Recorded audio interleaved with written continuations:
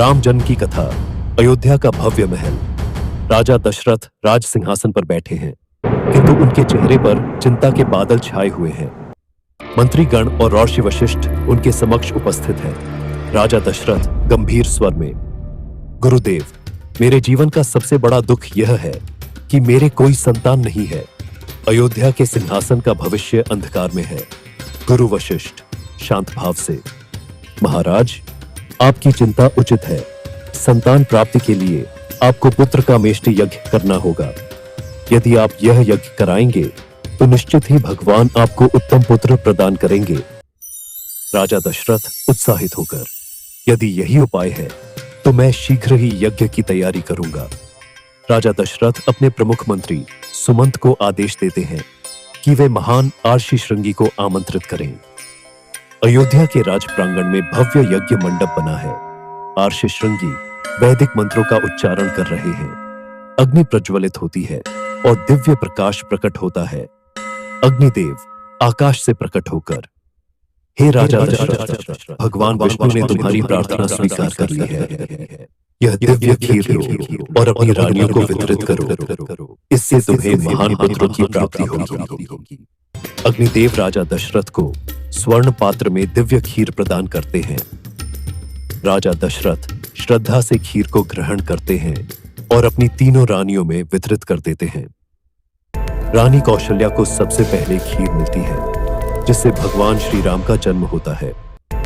रानी कैकेयी को खीर मिलती है, जिससे भरत का जन्म होता है। रानी सुमित्रा को 2 बार खीर मिलती है, जिससे लक्ष्मण और शत्रुघ्न का जन्म होता है।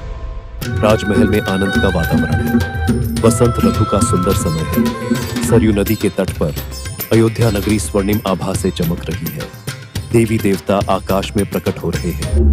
महल में प्रसव कक्ष से शंख और मृदंग की ध्वनि गूंजती है। माता कौशल्या के कक्ष में दिव्य प्रकाश फैल जाता है। एक दिव्य शिशु का जन्म होता है, जिनकी त्वचा श्याम वर्ण की है, नेत्र कमल समान सुंदर है और मुख पर तेजस्वी आभा है।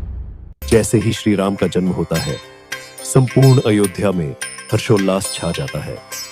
नारद मुनि आकाश में प्रकट होकर, जय हो, यह कोई साधारण बालक नहीं, स्वयं भगवान विष्णु के अवतार है, जो धरती पर धर्म की स्थापना के लिए अवतरित हुए हैं।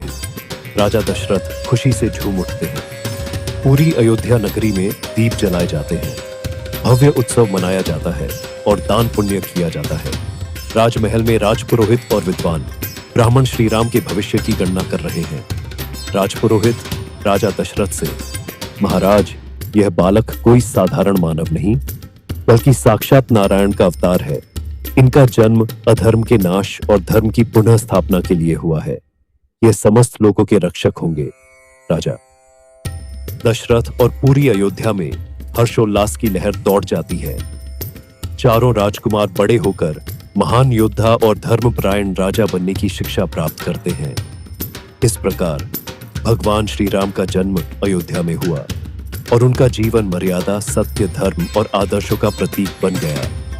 इसी पावन स्मृति में राम नवमी का पर्व पूरे भारत में श्रद्धा और भक्ति के साथ मनाया जाता है। जय श्री राम।